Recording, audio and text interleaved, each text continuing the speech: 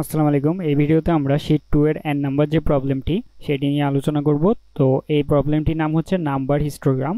এখানে আমাদেরকে তিনটা লাইন বলা হয়েছে।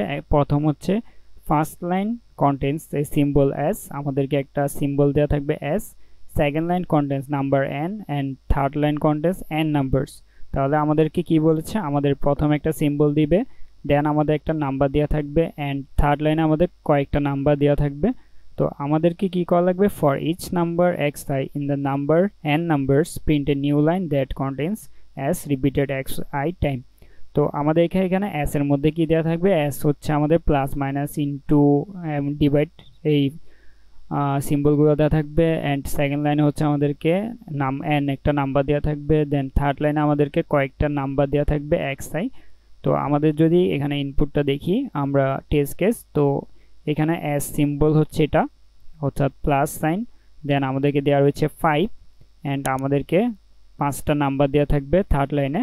তো আমাদের এখানে প্রিন্টটা কীভাবে করা হয়েছে, প্রিন্টটা করা হয়েছে যদি আমাদের থার্ড লাইনের যে নাম্বারগুলো রয়েছে 5, আমাদের উপরে যে সিম্বলটা দিবে সেই সিম্বলের আমরা 5টা লাইন প্রিন্ট করব। আমাদের সেকেন্ড লাইন যেটি সেটিতে 5 দেওয়া রয়েছে, তো আমরা 5টা লাইন প্রিন্ট করব। অ্যান্ড প্রত্যেকটা লাইনে আমাদের যে থার্ড লাইনের নাম্বারগুলো দেওয়া থাকবে তত সংখ্যক সিম্বল প্রিন্ট করা লাগবে।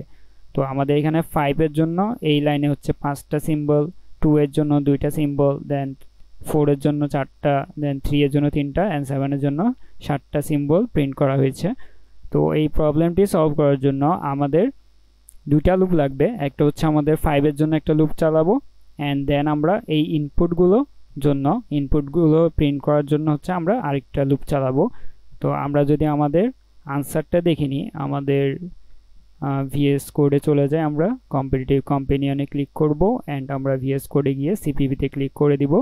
আমাদের এখানে ইনপুট চলে এসেছে। আমরা যদি কোডটা নিয়ে আসি, তো আমাদের এখানে কোডটা দেখতে বড় হলেও এটা হচ্ছে ইজি প্রসেস, আমরা জাস্ট রিপিটেড কাজ করব এখানে। তো আমাদের প্রথমে হচ্ছে একটা ক্যারেক্টারের ভ্যারিয়েবল নিলাম s, আমরা ইনপুট নিচ্ছি s, দেন আমরা স্ক্যানএফ দিয়ে একটা নাম্বার ইনপুট নিলাম, দেন আমরা চেক করছি s যে সিম্বলটা দেওয়া রয়েছে সেটা কি প্লাস নাকি মাইনাস নাকি মাল্টিপল নাকি ডিভাইড। তাহলে আমরা এখানে দেখছি প্লাসের জন্য চেক করছি প্রথমে। যদি প্লাস হয় তখন আমরা ইফ কন্ডিশন ট্রু হবে অ্যান্ড আমরা ভিতরে যাব। তো ভিতরে গিয়ে আমরা কি করব, 1 থেকে আমাদের যে নাম্বারটি দেওয়া থাকবে অর্থাৎ এখানে 5 দেওয়া রয়েছে এই নাম্বারটি পর্যন্ত আমরা একটা লুপ চালাবো। তো লুপ চালিয়ে আমরা এখন কি করব, ভিতরে ইনপুট নিব। ভিতরে ইনপুট কয়টা দেওয়া থাকবে, ভিতরে ইনপুট কিন্তু ওই উপরে যে সংখ্যাটা দেওয়া হচ্ছে তত সংখ্যক। তো আমরা এখানে x ইনপুট নিতে থাকবো অ্যান্ড আমরা এখানে কি করলাম, আরেকটা লুপ চালালাম, নেস্টেড লুপ।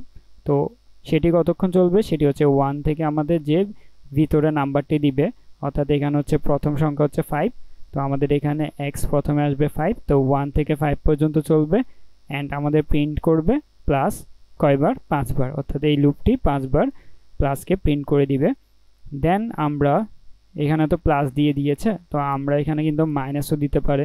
তো আমরা সেম কাজটি আবার কি করব, আমরা সেম কাজটি হচ্ছে আবার এই ইফ কন্ডিশনটি আবার কার জন্য চালাবো, এই মাইনাসের জন্য চালিয়ে দিব। তো সেমভাবে আমাদের এখানে মাইনাসের জন্য চলবে এই লুপটি, এই ইফ কন্ডিশন, দেন আমাদের ইনটুর জন্য চলবে এই নিচের কন্ডিশনটি। তো এভাবে হচ্ছে আমরা কয়টা কন্ডিশন চালাবো, আমরা হচ্ছে এখানে 4টা কন্ডিশন চালাবো 4টা সিম্বলের জন্য। তো এই কন্ডিশনগুলো চালালেই কিন্তু আমাদের এই প্রবলেমটি সলভ হয়ে যাবে। তো আমরা যদি এই প্রবলেমটি সব টেস্ট কেসের জন্য রান করে দেখি, তাহলে আমাদের এই টেস্ট কেস পাস্ট হয়ে যাবে। তো এভাবে হচ্ছে আমরা শীট 2 এর নাম্বারস হিস্টোগ্রাম এই প্রবলেমটি সলভ করতে পারবো।